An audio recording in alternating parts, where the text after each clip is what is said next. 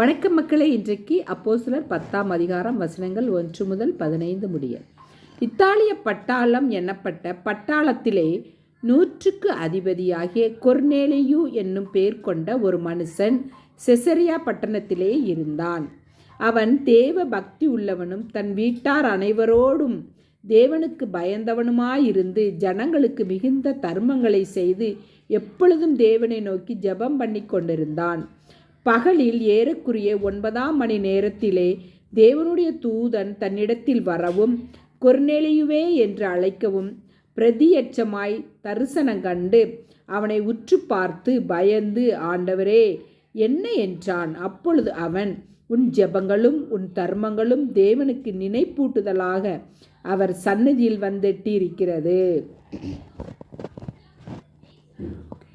இப்பொழுது நீ யோப்பா பட்டணத்திற்கு மனுஷரை அனுப்பி பேதுரு என்று மறுபேர் கொண்ட சீமோனை அழைப்பி,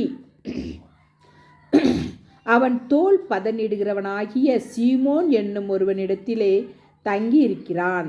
அவனுடைய வீடு கடலோரத்தில் இருக்கிறது.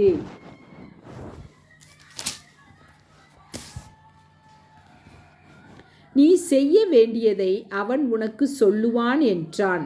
கொர்நேலியு தன்னுடனே பேசின தேவதூதன் போன பின்பு தன் வீட்டு மனுஷரில் 2 பேரையும் தன்னிடத்தில் சேவிக்கிற போர் சேவகரில் தேவ பக்தியுள்ள ஒருவனையும் அழைத்து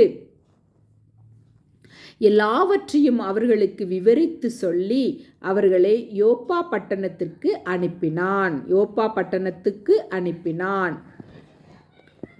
மறுநாளிலே அவர்கள் பிரயாணப்பட்டு அந்த பட்டணத்திற்கு சமீபத்து வருகையில் பேதுரு 6ஆம் மணி நேரத்திலே ஜெபம் பண்ணும்படி மேல் வீட்டில் ஏறினான்.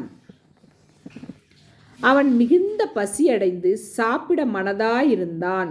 அதற்கு அவர்கள் ஆயத்தம் பண்ணுகையில் அவன் ஞான திருஷ்டி அடைந்து, வானம் திறந்திருக்கிறதாகவும் 4 முனைகளும் கட்டப்பட்ட பெரிய துப்பட்டியைப் போல ஒருவிதமான கூடு தன்னிடத்தில் இறங்கி தரையில் விடப்பட்டிருக்கிறதாகவும் அதிலே பூமியிலுள்ள சகலவிதமான 4 கால் ஜீவன்களும் காட்டு மிருகங்களும் ஊரும் பிராணிகளும் ஆகாயத்து பறவைகளும் இருக்கிறதாகவும் கண்டான்.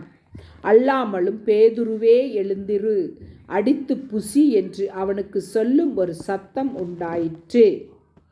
அதற்கு பேதுரு, அப்படி அல்ல ஆண்டவரே, தீட்டும் அசுத்தமுமாயிருக்கிற யாதொன்றையும் நான் ஒரு காலும் புசித்ததில்லை என்றான்.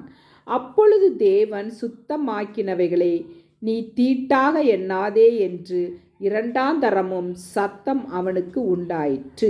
ஆமென். மக்களே, வீடியோ பிடிச்சிருந்தா லைக் பண்ணுங்கள், ஷேர் பண்ணுங்கள், சப்ஸ்கிரைப் பண்ணுங்கள். தேங்க்யூ.